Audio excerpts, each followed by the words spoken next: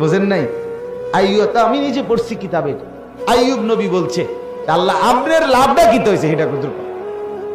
আমার যা হয়েছে হয়েছে, আমি ফচ্চা টচ্চা শেষ, কিন্তু আপনার কি হয়েছে?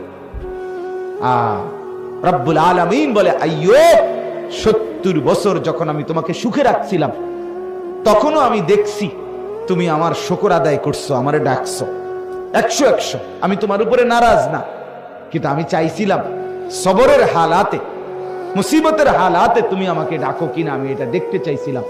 এই জন্য 12 বছর তোমাকে রোগে ফেলে রাখছি, বা 18 বছর তোমাকে রোগে ফেলে রাখছি। তো দেখছি 18 বছর যন্ত্রণার ভিতরেও সবর করেও তুমি ঠিকই আমাকে ডাকছো। তবে এবার শোনো আমার লাভ, আইয়ুব 70 বছর সুখে থাকতে তুমি আমাকে যেমন ডাকছো, আল্লাহর কসম, আল্লাহ বলে আমার জাতের কসম, আইয়ুব 18 বছর বেদনায়